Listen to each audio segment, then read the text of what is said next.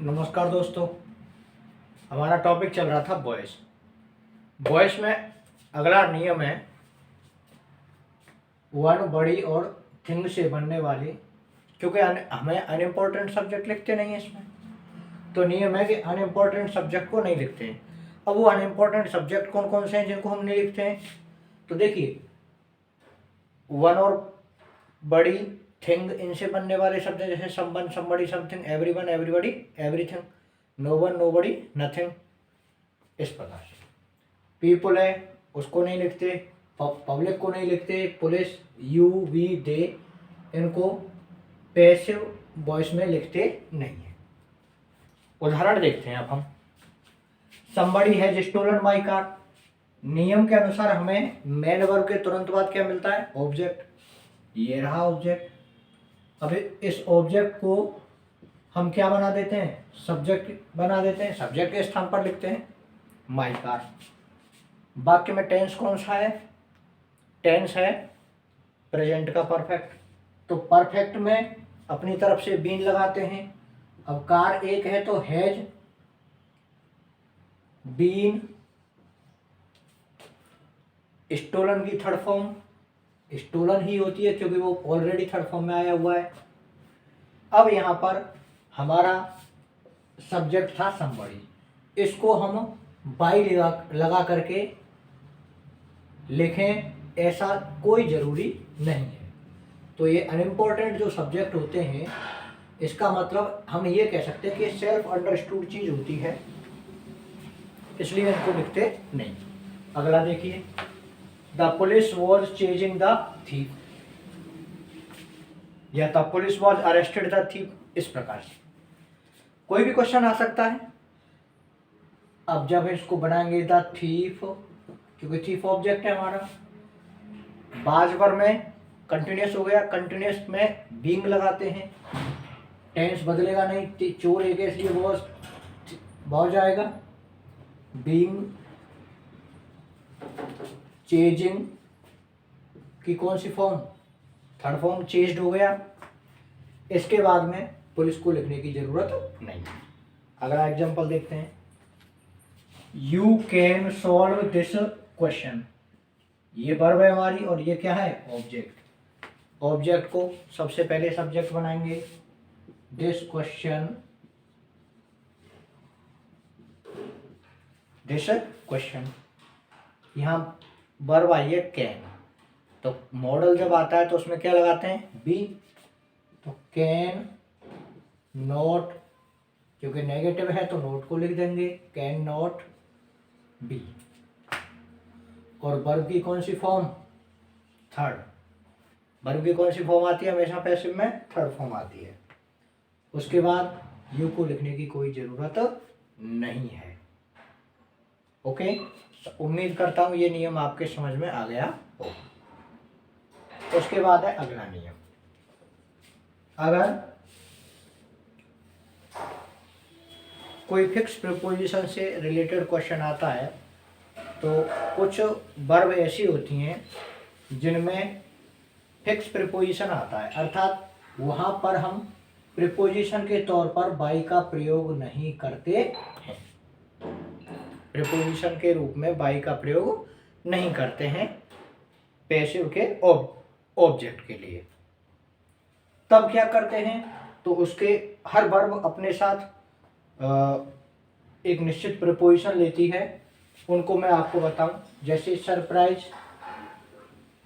Astonish, disappointed, alarm, shocked, annoyed, vexed, aimed के साथ में एड का प्रयोग होता है। ऐसे ही नॉन, एडमिटेड, मैरिड और ओबलाइज्ड के साथ में टू का प्रयोग होता है। इसी प्रकार से इंटरेस्ट के साथ में इनका प्रयोग होता है और कंटेंट के साथ में भी किसका प्रयोग होता है? इनका प्रयोग। और भी कुछ वर्ब हैं, जैसे सेटिस्फाइड है, डिससेटिस्फाइड है, प्लीज्ड है, डिसप्लीज्ड है, एम्बडीड है।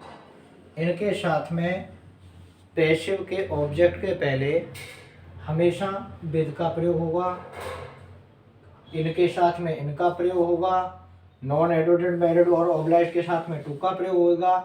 Surprise, astonished, disappointed, alarm, shocked, vexed, annoyed, इनके साथ में एट का प्रयोग होगा। एग्जाम्पल देखते हैं। Sanju satisfies my father with his answer. Sanju ने मेरे पिताजी को अपने जवाब से संतुष्ट कर दिया। इस क्वेश्चन का जब हम पैसिव बनाएंगे तो ये वर्ब है, वर्ब के बाद ये क्या है, ऑब्जेक्ट। तो बनाएंगे तो माई फादर, प्रेजेंट का इंडेफिनिट है इसलिए इज आर एम, क्योंकि पिताजी सिंगुलर वर्ब है, फादर इसलिए इज। सेटिस्फाई की कौन सी फॉर्म आएगी, third form, satisfied. My father is satisfied. Okay, हो गया थर्ड फॉर्म, क्योंकि पैसिव में इज आर एम के साथ थर्ड फॉर्म आता है। फिर इंडेफिनिट को कंटिन्यूस में बदलते हैं, इसलिए इंडेफिनिट का ये कंटिन्यूस हो गया और ये सेटिस्फाई का थर्ड फॉर्म हो गया सेटिस्फाइड। सेटिस्फाइड के साथ में किसका प्रयोग होता है, एट का। किसका प्रयोग होता है, फिक्स प्रीपोजिशन है एट का। अब संजू को ऑब्जेक्ट के रूप में लिख देंगे, Sanju with his answer.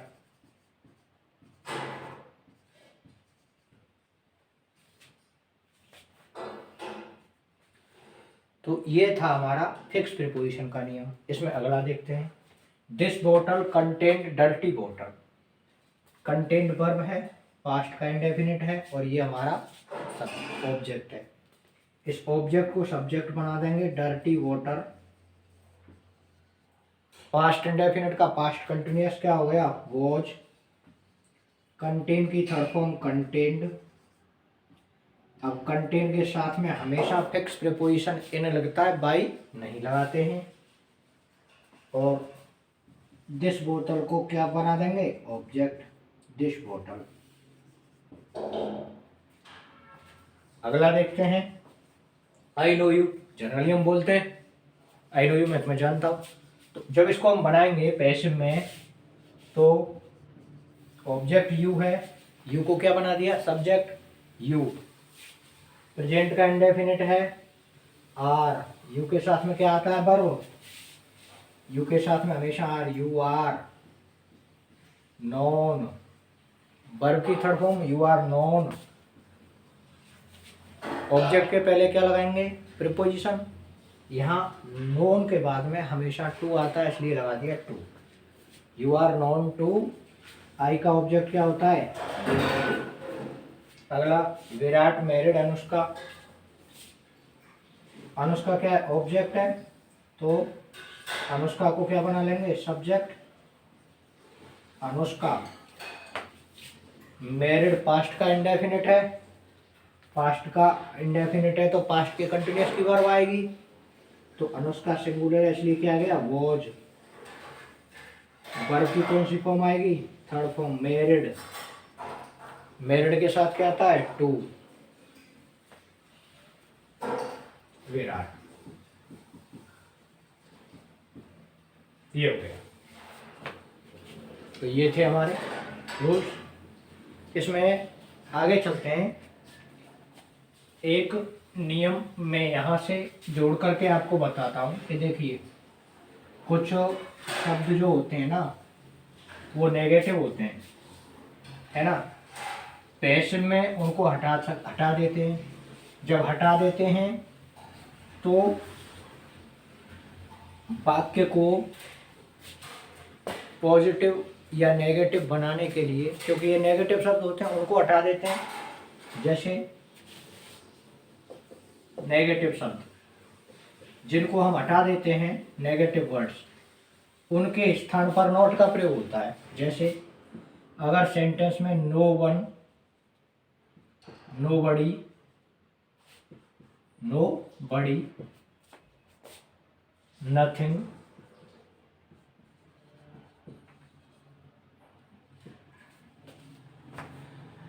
No one, no buddy, nothing, ऐसे ही नन, अगर इन शब्दों के सब्जेक्ट हो, इन शब्दों के रूप में क्या हो, सब्जेक्ट, तो इनको पैसिव में तो हटा देते हैं।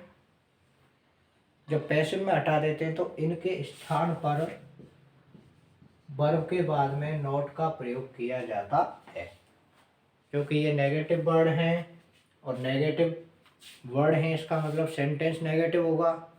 तो सेंटेंस को नेगेटिविटी बनाने के लिए सेंटेंस की नॉट का प्रयोग करते हैं। जैसे no one helps, no one helps me, इसको बनाएंगे जैसे, तो क्या बनाएंगे, मी का सब्जेक्ट आई हो गया, आई के साथ में प्रेजेंट की कंटिन्यूअस की वर्ब एम हो गई, नॉट हेल्प। नो वन को ऑब्जेक्ट के तौर पर लिखते नहीं है, वन और बड़ी से बनने वाला शब्द है, तो आई एम नॉट हेल्प, मेरी कोई मदद नहीं करता, मेरी किसी के द्वारा मदद नहीं की जाती है।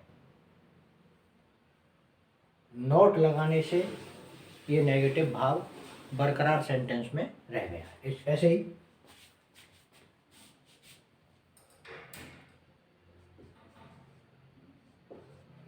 नन हैड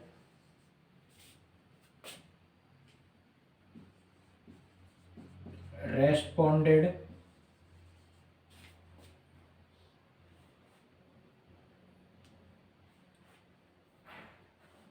मी, तो आई हैड का had been, I had, sorry not लगाएंगे पहले क्योंकि नेगेटिव बनाना है हमें।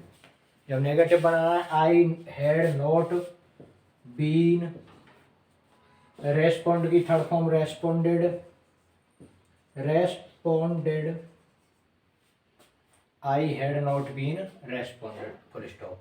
नन को लिखते नहीं है, तो इस प्रकार से नेगेटिव जो सेंटेंस होते हैं, नियम है हमारा, कुछ प्रोनाउन नेगेटिव होते हैं उनको पैसिव बनाते समय हटा दिया जाता है, किंतु वाक्य का भाव नेगेटिव रखने के लिए नॉट का प्रयोग होता है। अगला है इम्पेरेटिव सेंटेंस। देखिए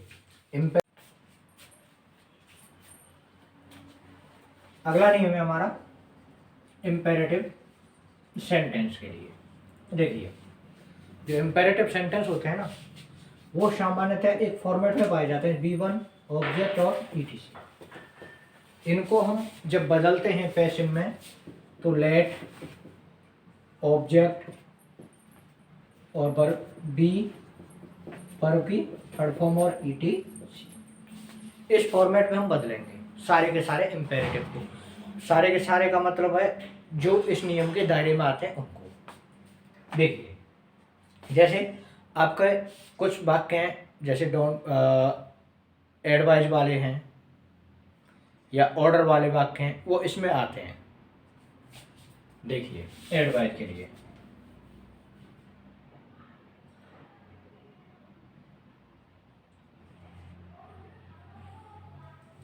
wash your hands, wash your hands. अब ये है, ये क्या है, एडवाइज है। अब वर्ब की फर्स्ट फॉर्म है और ये क्या है, ऑब्जेक्ट। जब इसको हम बदलेंगे तो सबसे पहले नियम के अनुसार क्या लगाएंगे, लेट, लेट के बाद में फिर क्या लगाएंगे, ऑब्जेक्ट योर हैंड्स, है ना, फिर क्या लगाएंगे, बी, वर्ब की थर्ड फॉर्म, वॉश की थर्ड फॉर्म क्या होती है, वॉश्ड, है। ये हो गया एक नियम। तो दूसरा एडवाइस के तौर पर, drive your car slow, drive your car slow. जब इसको बनाएंगे तो सबसे पहले क्या लगाएंगे, लेट, उसके बाद योर कार, ऑब्जेक्ट हो गया, ऑब्जेक्ट के बाद क्या लगाते हैं, वर्ब की थर्ड फॉर्म, उसके पहले लगाते हैं बी, बी लगा दिया, और ड्राइव की थर्ड फॉर्म क्या हो गई, ड्राइवर। तो ये हो गए हमारे एडवाइज वाले वाक्य। कैसे हैं ये एडवाइज वाले वाक्य। अगले वाक्य हैं ऑर्डर वाले, ऑर्डर वाले वाक्य। ऑर्डर वाले वाक्य में जैसे stop writing, stop writing, chase the thief, अगला चेज द थीफ, चोर को पकड़ो, चोर के पीछे भागो। तो ये क्या है, ऑर्डर है ना, पकड़ो चोर को। यहाँ पर ये ऑब्जेक्ट है और ये है वर्ब। इस नियम के हिसाब से बदलेंगे तो सबसे पहले लेट आ गया, उसके बाद ऑब्जेक्ट क्या हो गया, राइटिंग, उसके बाद क्या हो गया, ऑब्जेक्ट लिख दिया, उसके बाद क्या लिखेंगे, बी, और वर्ब की थर्ड फॉर्म स्टॉप की थर्ड फॉर्म स्टॉप। ऐसे ही जब इसको बदलेंगे तो सबसे पहले लगाएंगे लेट, उसके बाद क्या लिखेंगे, ऑब्जेक्ट द थीफ, है ना, बी, और चीज की थर्ड फॉर्म चीज। तो ये थे आपके वाक्य, है ना। इसमें आगे अगला चलता है हमारा डू नॉट वाला वाक्य। अब देखिए, जब इसमें यहाँ पर आता है शुरुआत में डू नॉट, है ना, जो फॉरवर्ड की बात करता है, फॉरवर्ड मतलब मना करना, फॉरवर्ड होता है, वो सेकंड फॉर्म होती है फॉरवर्ड। तो मना की बात करेगा, तो क्योंकि मना हो रही है इसलिए लेट के बाद नॉट आएगा, ऑब्जेक्ट बी, वर्ब की थर्ड फॉर्म और ईटी।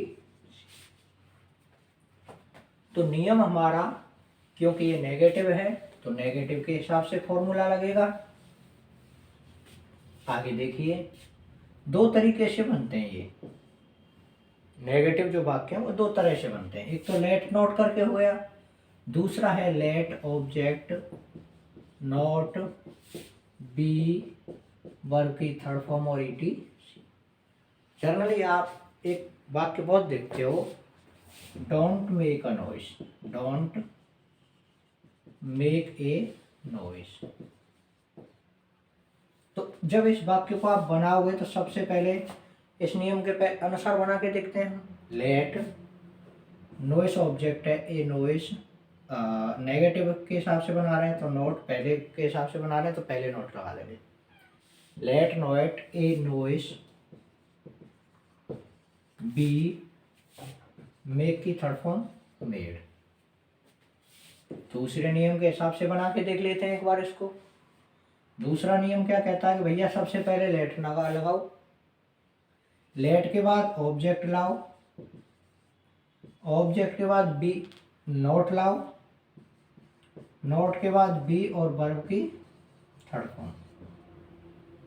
ये बन गया आपका नेगेटिव वाक्य, अर्थात डोंट वाले वाक्य। इसको कहते हैं हम डोंट वाले वाक्यों के पैसिव, डोंट वाले वाक्यों के पैसिव।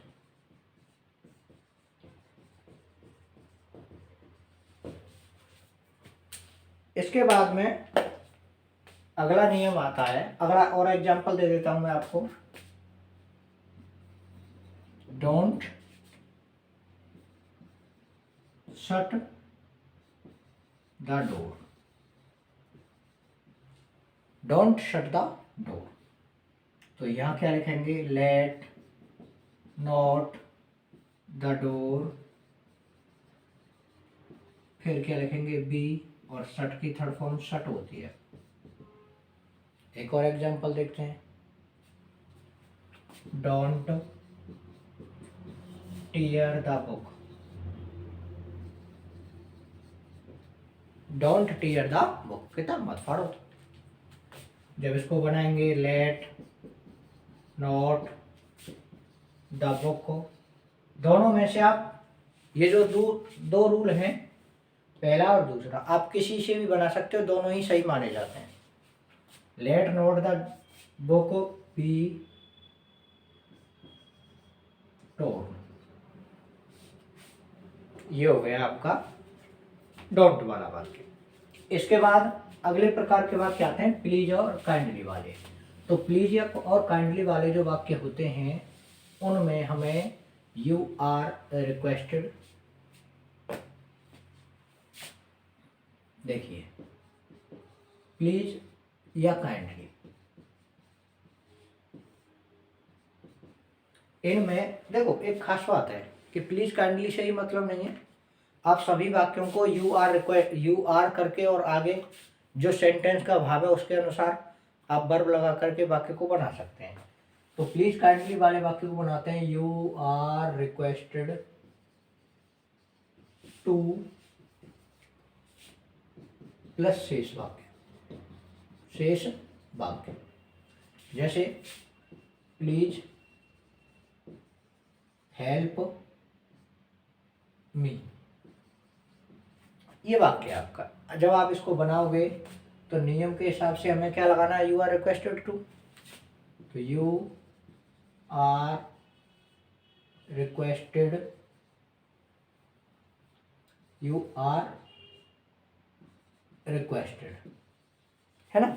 यू आर रिक्वेस्टेड के बाद क्या लगा दिया, टू, शेष वाक्य क्या है, हेल्प मी, हेल्प मी। क्योंकि देखो अब प्लीज या काइंडली को तो इसलिए हटाते हैं क्योंकि यू आर रिक्वेस्टेड प्लीज या काइंडली की वजह से तो आएगा, तो इसको रिप्लेस करता है, इसलिए यू आर रिक्वेस्टेड को हटा देते हैं। ये वाक्य थे आपके, इनमें भी आप इसी प्रकार से बना सकते थे जैसे चेज द थीफ, ये ऑर्डर था, you are ordered to chase the thief.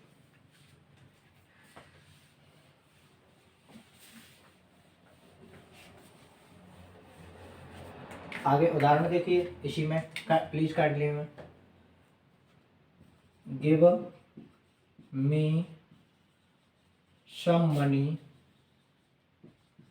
Coma kindly. इस वाक्य को में काइंडली लगा हुआ है, जब आपको पैसिव बनाना है तो ये निश्चित यू आर रिक्वेस्टेड टू से ही बनेगा। आप लिखेंगे you are requested to give me some money, give me some money.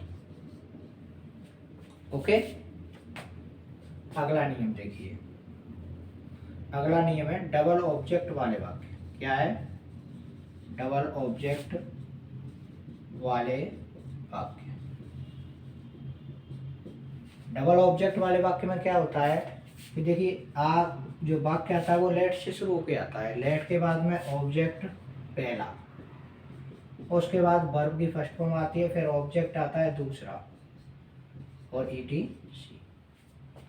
तो मैं आपको सीधा बता दूं कि एक ऑब्जेक्ट ये और दूसरा ऑब्जेक्ट ये, इन दोनों ऑब्जेक्ट के स्थान को बदल दो आप, और वर्ब ये आ रही है इसमें बी प्लस थर्ड फॉर्म कर दो। तो जब लिखेंगे इसको तो let object to be verb की थर्ड फॉर्म, उसके बाद बाई और ऑब्जेक्ट फर्स्ट और ETC। उदाहरण देखिए, let me Singh a song, ये वाक्य है आपका। जब आप इसको बनाओगे तो क्या लिखेंगे भैया, सबसे पहले लेट है तो लेट लगा दिया, ऑब्जेक्ट सेकंड क्या है, ए सॉन्ग लिख दिया, वर्ब की फर्स्ट फॉर्म क्या है इसमें, सिंग, सिंग के पहले बी लगा दिया और वर्ब की थर्ड फॉर्म लिख दिया। पहला ऑब्जेक्ट क्या है, मी, बाई लगा करके ऑब्जेक्ट को लिख दो मी, और कुछ आया नहीं है, ये हो गया आपका पहला वाक्य। दूसरा वाक्य, दूसरा एग्जाम्पल देखिए, let him finish the homework, let him finish the homework, इस वाक्य को बनाएंगे। जब इस वाक्य को आप बनाओगे, वर्ब ये रही, एक ऑब्जेक्ट ये, एक ये पहला और दूसरा ऑब्जेक्ट, तो हम क्या बनाते हैं, let the homework be let the homework be, नियम से अनुसार चलेंगे। सेकंड ऑब्जेक्ट वर्ब की थर्ड फॉर्म। अब ये क्या है, फिनिश, वर्ब फिनिश है ना, तो फिनिश की थर्ड फॉर्म क्या हो गई, फिनिश्ड। उसके बाद क्या लिखते हैं, ऑब्जेक्ट सेकंड को, सेकंड की जगह पे फर्स्ट ऑब्जेक्ट को, तो पहले बाई लगाएंगे, फिर क्या हिम को हिम लिख देंगे, ये हो गया आपका।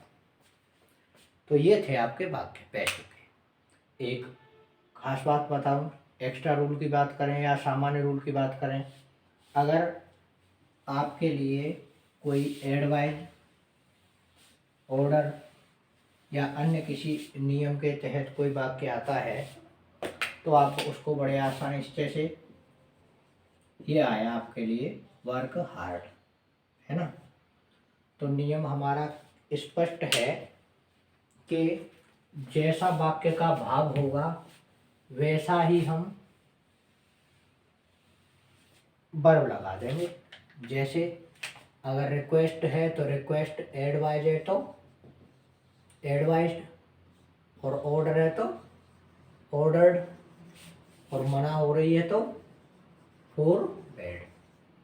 उसके बाद टू और शेष वाक्य, शेष वाक्य। उदाहरण बताता हूँ मैं एक एक का। रिक्वेस्टेड वाले उदाहरण तो आपके हो ही गए, है ना। अब देखो एडवाइस का उदाहरण बताता हूँ। ये क्या रखा हुआ है, वर्क हार्ड, कठिन परिश्रम करो। अब यहाँ पर कोई ऑब्जेक्ट तो है नहीं, ऐसा अगर वाक्य है, ऑब्जेक्ट नहीं है और हो भी एडवाइस वाला वाक्य, भले ही ऑब्जेक्ट हो, आप यू आर एडवाइस से बना सकते हो। तो हम लिखेंगे you are advised to work hard. यहाँ से यहाँ तक तो ये हो गया, और शेष वाक्य में वर्क हार्ड को लिख दिया। अगर ऑर्डर वाला भाग है, वाक्य स्टॉप है या keep quiet, keep quiet,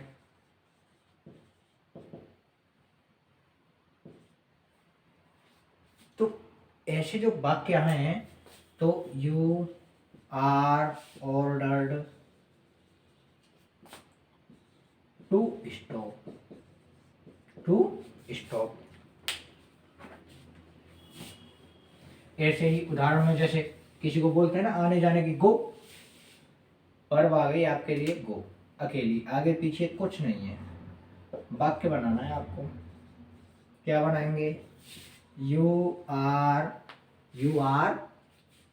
ordered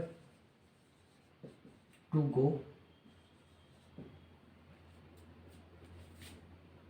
अब बताता हूं मैं आपको फॉरवर्ड वाला उदाहरण। जैसे बच्चा रो रहा है, उससे क्या कहते हैं, डोंट वीप, चुप हो जा, रो मत। तो डोंट वीप, रोना नहीं है। You are forward to weep.